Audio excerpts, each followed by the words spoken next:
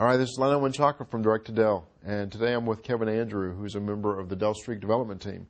Hey, thanks for joining us, Kevin. Thanks for having me, Lionel. Hey, wanted to ask you, I know you've been living and breathing this space for a long time. What can you tell me about the tablet space? So the tablet space is really kind of an exciting space to be in right now. It's a space that's emerging, and the story is still kind of being written. Some of the things that we know kind of right now about the device space is that, it's a class of device that sits between your smartphone and, a full netbook or notebook. And for a device to succeed in that space, it really needs to be good at a couple of different things. It needs to do certain activities better than anything else to really kind of justify its existence.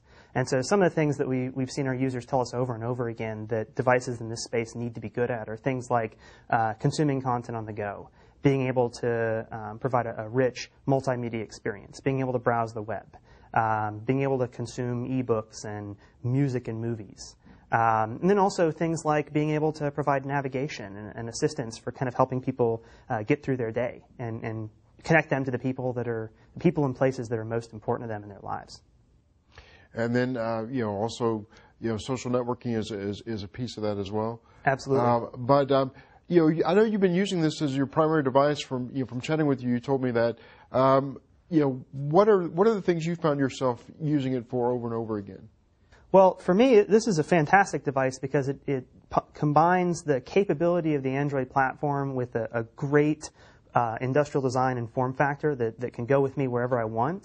And then whenever I turn it on, it provides a rich content experience. It's always connected. It has all the information that I need on a daily basis. So whether I'm, watching a movie on the train home from work or catching up on some email in a coffee shop, everything I need to kind of help me to get through my day is right here in this device. And it does a lot of those things better than, my smartphone used to, and it's more portable than my laptop, so it's kind of the perfect in-between device for me. And you've been using this as a primary phone for a while now. Absolutely. What can you tell me about that experience? So there's a couple of different things when we talk about phone usage. One of the things we wanted to be very conscious of is we wanted to make sure that we included both the earpiece and a microphone. So if you did have a situation where you wanted to hold it up to your head or you didn't have a headset with you, you could certainly do that and be able to use it as a phone. I find myself using it more with a Bluetooth headset, or we do include a 3.5 millimeter stereo headset with microphone. Mm-hmm. So, I'll be listening to my music, and if I get a call, I can just press the button and take the call right there on the headset. And I find myself using those quite a bit, living in the city and having kind of a noisy environment. They work really, really well. Yeah, and we're going to support Google Voice on this device, too. Absolutely. Okay. Well, I'll tell you what, can you take us through a demo? Absolutely. So I'll show you a little bit about the device. So we talked about it a little bit. It is a 5-inch WVGA screen, so that means it's 800 pixels by 480 pixels. Mm-hmm. So some of the things that show up better on a screen of this size and resolution is certainly web pages. So for being able to jump in and be able to see web pages, so this is the Dell.com site. It's loading right now. Having this much screen real estate and this many pixels lets you view the entire web page as the publisher intended. So you're able to see it without having to pinch and zoom and flick around the page. Because it is a good size, you can really have a great web browsing experience. And then if you did want to zoom in and get a little bit closer look at something, we do have pinch to zoom enabled here. And so what's also kind of nice about this is, let's say I wanted to get a little bit more information about that one, I can go ahead and click on it. And because it's built on the Android platform, it is a multitasking OS. Mm-hmm. And so even though I've exited that web browser, that page is still loading in the background. So I could go through and do something like check my text messages, see what's going on over here. And then when I get done with my activity, I can go back to the browser and see the page that I clicked on loaded and ready to interact with right here. So that's one of the nice things about the multitasking is it can continue to be doing things even though I've gone on to my next activity. Mm-hmm. And it lets you do a lot more things and fit more into your day without waiting for your device to respond to you. Yeah, so you could be doing things like listening to Pandora while you're browsing the web. Yeah, or chatting with your friends on your favorite IM service and not have to exit whenever you get a text message or want to change the song or something like that. So it makes it a much richer experience as you're going through your day. Got it.